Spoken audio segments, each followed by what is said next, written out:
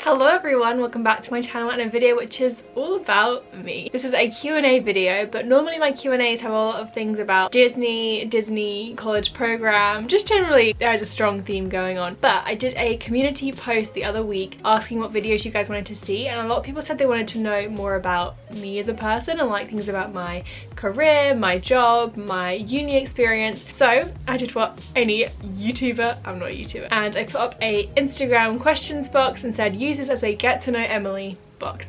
So those are the questions we're going to go through today, and hopefully you learn a little something about me. If that interests you at all, then stay watching. I was pretty surprised, to be honest, about how many questions there were. Like, you guys showed up for this.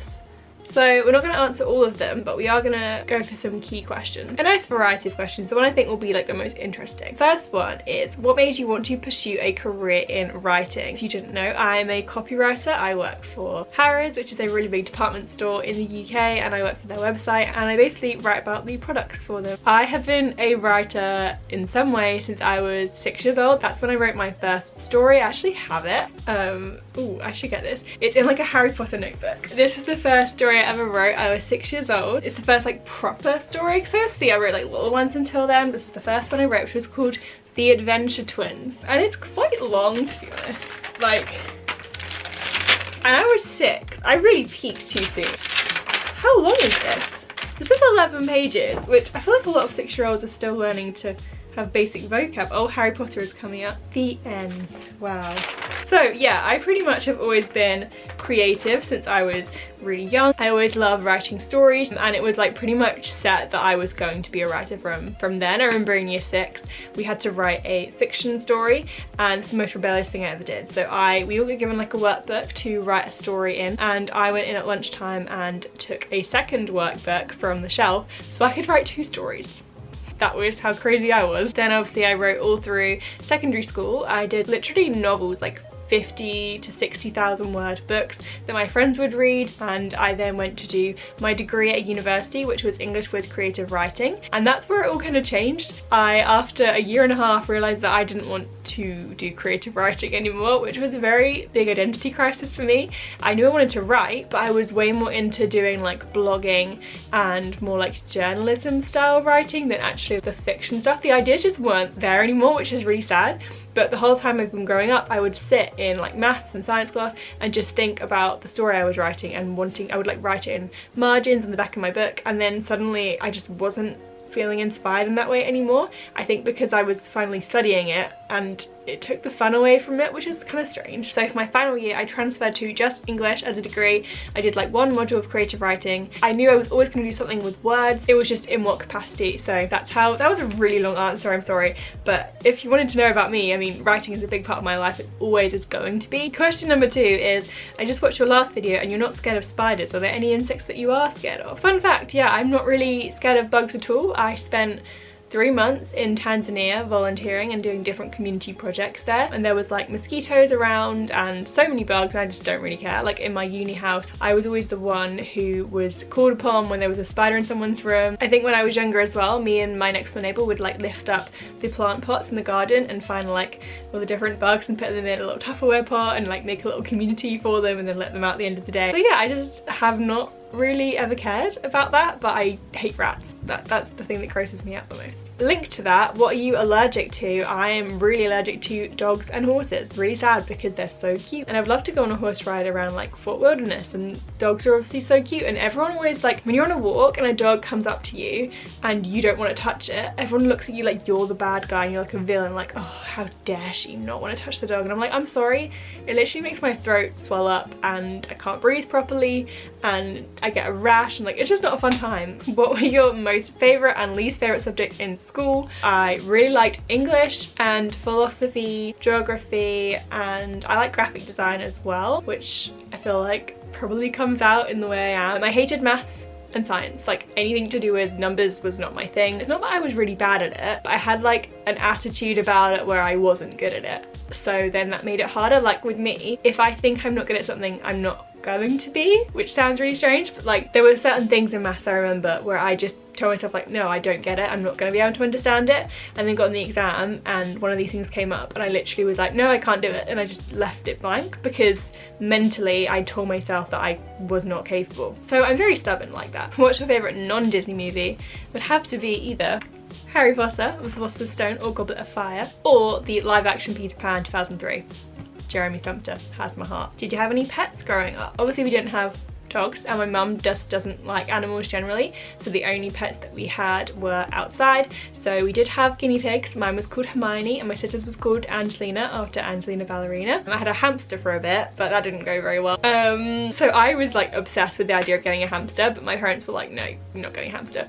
So I made this project. I spent so long. I did like, it was like a 20-page project about why hamsters were so great, and I researched the different species and the different kinds, like why I wanted a specific type and how they were easy to take care of and how they were so cute, and I knew which one I wanted. I was so set, and finally I think I did like my exams in my final year of primary school, so I was like 11. They were like, okay, as a gift you can have the hamster now. So we went to the pet store, I knew which one I wanted, and then they were like, oh yeah, this hamster, I don't know how it came up, but no one wants this one because it has red eyes, and that immediately just pulled at my heartstrings. And I went over and I was like, oh no, like how can this hamster just be left by itself? And they were like, yeah, probably won't get sold in the end because red eyes are normally a sign that they're more violent. And I was like, that's the one I want.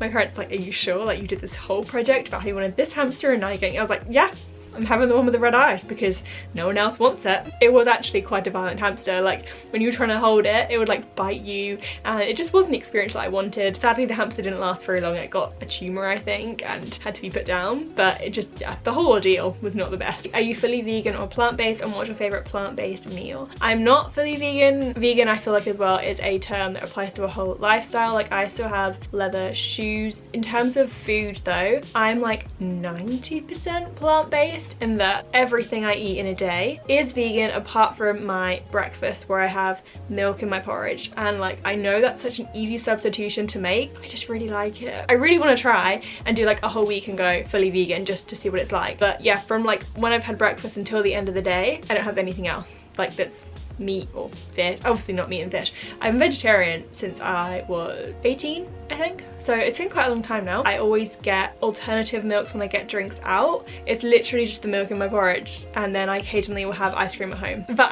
I really still like having my occasional treats, especially when I go to Disney World as well. Like I feel like I'm doing enough for now. Maybe people are gonna like attack me, but I am happy with the way that I am. It's for the planet at the end of the day, but also the health side. This isn't like a preaching video, but yeah, my favorite plant-based meal is from By Chloe, which is a mini chain. They have 3 of them in London. They do this quinoa taco bowl, and if you follow me on Instagram, you've seen it. Everything there is amazing. I love it so much. How old were you when you got into musical theatre? And another person has asked, when did you first see a West End show? First West End show, I think I was 6, but it was a Lion King, and I had an earache, so I really didn't enjoy it. My dad had to go out at the interval to get me like some ear medicine, and I basically wasn't watching it because I was in so much pain. And then the one I saw after that was Mary Poppins, and I was like obsessed with that. We listened to the soundtrack like nothing but for a solid 6 months in the car. I was pretty much raised on musicals. My mum loves Grease, and I think my mum saw Grease 7 times in the cinema, and she showed us Grease from when we were very young.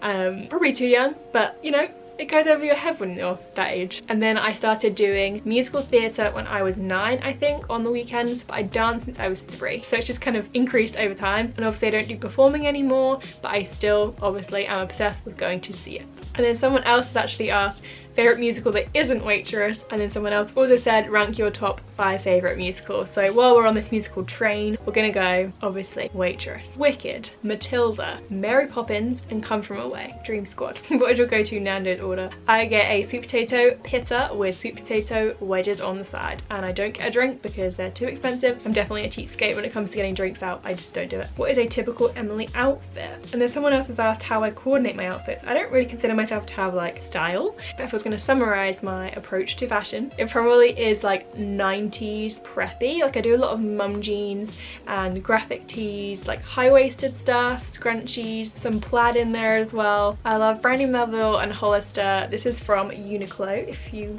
wondering. Urban Outfitters is cute as well, but really expensive. Miss Selfridge in the UK I like too. Generally, I want like a cute tee and then something high-waisted. If you wear low-rise, you obviously don't respect yourself or like yourself very much, because who wants, I don't know, I just want to be tucked in, you know? And then I always wear my Disney Pandora bracelet and my Tinkerbell necklace. I really should be better at clothes, seeing as I work in fashion technically, but it's not gonna happen. Someone has said, how did you find work at Harrods so fast after finishing college/uni? I feel like people think that I have achieved a lot more than I have because I work for like a big company. I'm proud of where I've come so far. Like, I've only been out of uni 2 years and I've obviously progressed quite a lot through that time, but like I did put a lot of effort into pre-work. I did a year out before I went to university for various reasons. I did do experience during that time. Like, I went into different local newspapers, ones in London, and just like worked for very little amount because I wanted to get experience. I was lucky my parents could support me through that, though there's definitely like an issue with getting experience in those places, but yes, that's what I did. And then when I was at uni, I was regularly freelancing for a local magazine in my home county, so I was doing 1 article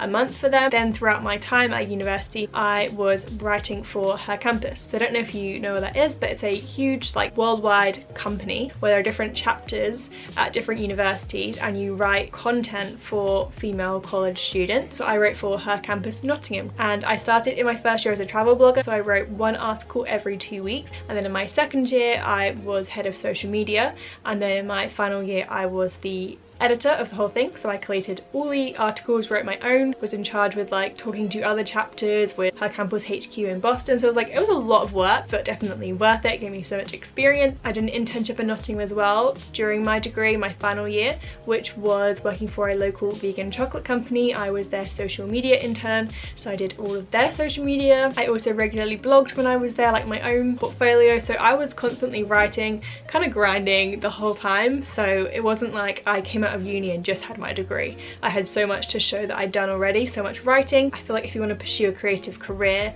it's definitely easier to have more to back you up, but also it's more competitive. So that's what I did. I feel like especially for a creative degree, it's not as much about like your end result and what you got in each module. The degree is more like just getting you in the door, and then after that they want to see what you've actually done with your time. I feel like that's quite a big serious chunk of this time, so I'll finish on one final question, which is from the lovely Lee, my friend.